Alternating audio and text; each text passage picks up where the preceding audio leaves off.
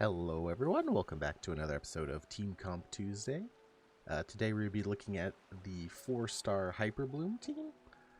Truth be told, this wasn't originally the team I was thinking about doing today, but considering the current Abyss rotation on floor 12, the second half of 12-3, has a mob that once needs to be aggravated basically for you to get a damage increase window, and from trying to clear it without playing dendro teams on my alt account, it's pretty rough. I figure we should do another dendro team, as the only other two teams we have on the channel that are dendro teams both contain a 5-star that you may or may not have. This is a comp that basically everybody will have and is very, very, very good, and in some cases even almost better than both of those teams with 5 stars. Now, the only downside kind of to this team compared to these teams is that it does use Jingcho, so you won't have him for another team. But besides that, this team is wonderful, and let's get into it. Alright, now before we get to the characters, I'm going to do a quick demonstration of what the Hyperbloom reaction actually is. The Hyperbloom reaction is basically a reaction that comes after a Bloom reaction. So Bloom is Dendro on Hydra, creates that little seed. I use Electro to pop the seeds, causing the seeds to target. A couple things to note about Hyperbloom and how it works is Hyperbloom is a reaction that is transformative. It's the damage caused by the seeds is based on the character's elemental mastery and level. So stuff like crit and stuff like that are not super important. So we'll get to in team building what this changes, what this messes with. But since it also does dendro damage, this also means you can't like VV shred it, but you can use the dendro set to lower dendro resistance to then get more damage from it that way. But the TLDR here is just that you want whoever is triggering the Bloom with Electro to be built full EM and be level 90. We'll get why that doesn't necessarily have to be an Electro character in a second, but I just wanted to mention that real quick. You are not welcome here.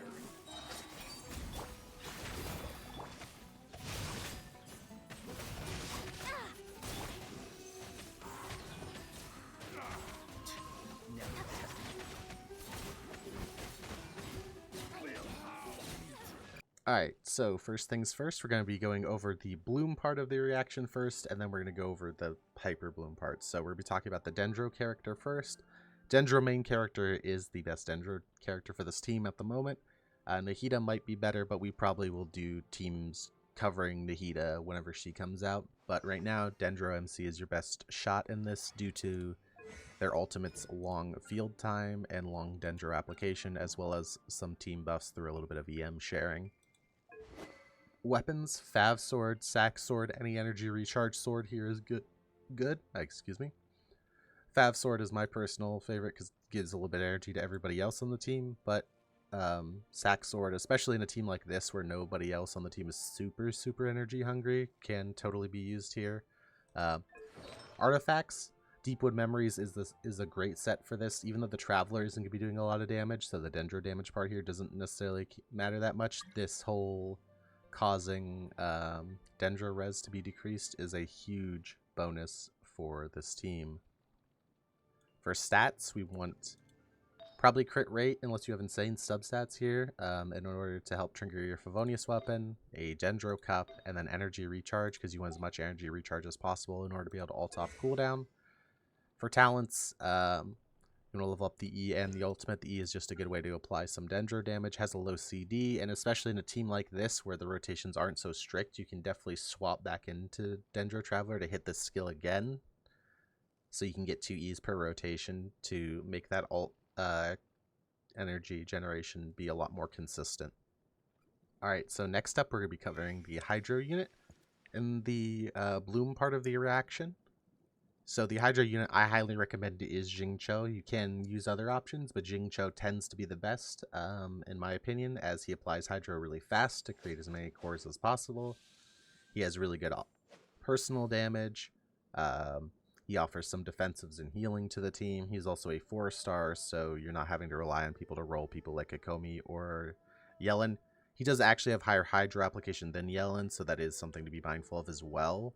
Since this team can also do stuff like will just accidentally apply stuff like electro charges, having more Hydro application isn't necessarily a bad thing. Weapons, as always, Sacrificial Sword is his best option. If you do not have this, then something like Favonius Sword or any energy recharge sword will be the way to go here. Artifacts, as always, 4-piece emblem is his best in slot. If you're an old-time player and have been farming a long time, you might have some really good pieces on like Noblesse Heart. So if you have really good substats on some other stats, you can use it. But I personally would recommend 4-piece emblem unless you have really good substats on a different set.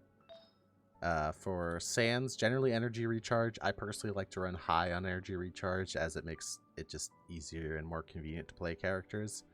But you can run attack possibly. But I would personally recommend energy recharge, hydro damage, and then either crit rate or crit damage, whichever one you need on the hat. Oh, and Jingcho talents, same thing. Ian ultimate leveled up, as most off-field support characters are.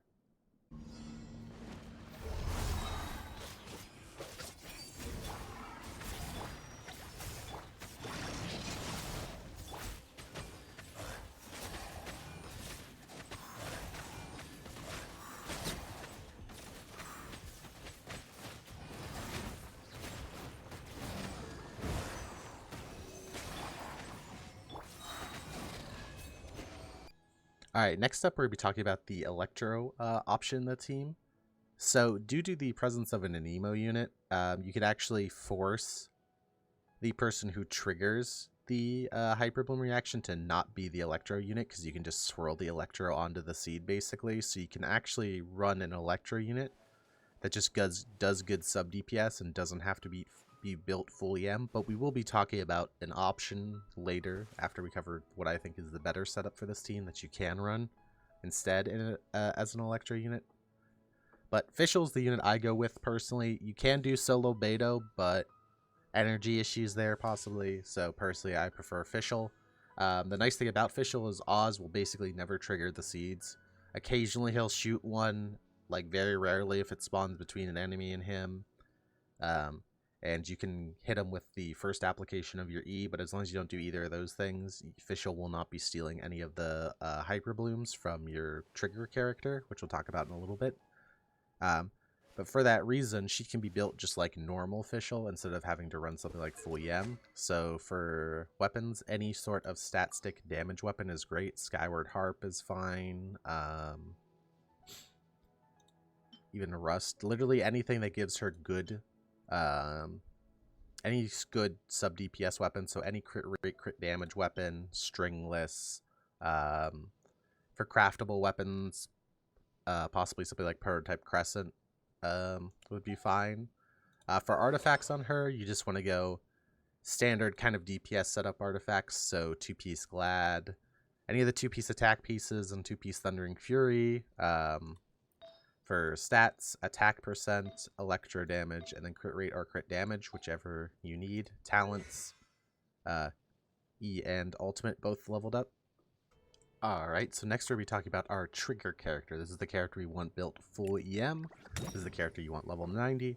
I totally did not have my Sucrose on a DPS build and just have to go re-record all the showcases because I messed up. And I totally didn't notice, because that's how strong this team is, that even without it, I barely noticed a difference. But it did get like even like 5-6 seconds faster whenever I put it on EM, so definitely worth doing. But it's kind of a showcase to how powerful these units are, that even with only 200 EM, this team was slapping. Weapons for Sucrose, Sac Fragments is my personal favorite here. Any EM book works. You want as much EM as humanly possible. Mapamare would be fine. Sac Fragments is just nice because it gives you more grouping, more AoE. The craftable one could actually be okay as well. The new Sumer craftable that gives you a stacking EM buff. If you don't have any of the EM catalysts, it's actually probably your best one, since Sucrose doesn't really care about her attack. She just cares about her EM for triggering the Hyperbloom. And I think in this team, with her like at like roughly 800-ish, I was seeing somewhere around like 30k to 32k Hyperblooms, so a lot of damage from it. Artifact set. VV as per standard, EM, EM, EM. If you can get some energy recharge to get more alts, that's great. If not, whatever. For skills, you really don't have to level up any of her skills, but I just leveled up all of them to 6 just because it's cheap to do. Her ultimate is probably like, if you want to level one up for, like, you could level her E up and her ultimate up for damage if you really wanted to. I'd say if you want to, I say you probably should level the E up, but the others you don't really need to, because I don't think the additional elemental damage doesn't go up by a ton or anything like that. So, up to you. I personally like Sucrose. I think she's the best trigger because she also brings VV, which will shred the Electro and Hydro to allow more damage from those units as well. And also the way that you can have her be the trigger is that you can actually swirl Electro off an enemy and onto the blooms to cause the Hyperbloom reaction. So that's why you don't necessarily have to use an Electro unit as your trigger. You can use an Emo units as your trigger. And the reason Sucrose specifically over someone like Kazuha is that obviously her auto attacks apply E and Emo, so her auto attacks swirl. And on top of that, she just it's just a little bit easier to have her on field attacking, easier rain sword triggers, Oz triggers off auto attacks. Just ends up being a little bit better than Kazuha in the long run. All right, now we're gonna be doing the rough rotation showcase. Just the general idea is that you want all the deployables down as much as possible. Dendro, Traveler, Alt, Oz, and Rain Swords. And then you just keep swirling with Sucrose.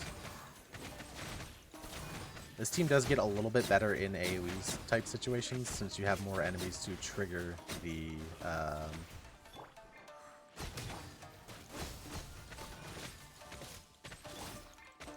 blooms on.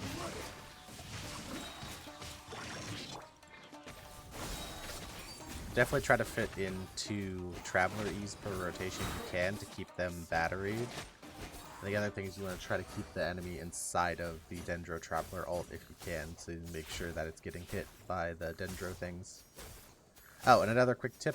So the Dendro Traveler ult actually does different things depending on which element you hit it with. Ideally, you want to be hitting it with Electro so that it is just hitting more often. It isn't going to apply Dendro that much more often, but it just means that it hits more enemies often.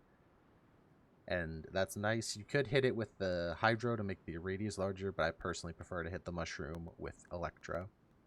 Let's talk really quickly about another potential trigger you could use, especially if you want a healer in this team, you want the comfort. It is less damage. I personally prefer to play the Sucrose variant. I tend to feel fine with Jingcho only as healing. But if you want a healer in this team, Kuki is a perfectly fine option here. You generally would replace Sucrose then in this team and just use Kuki as the trigger for the Hyperbloom reactions. The reason this works is because Kuki's healing, I believe it's this talent here, yeah, so she has a healing increase based on elemental mastery, so this means you can build her full elemental mastery.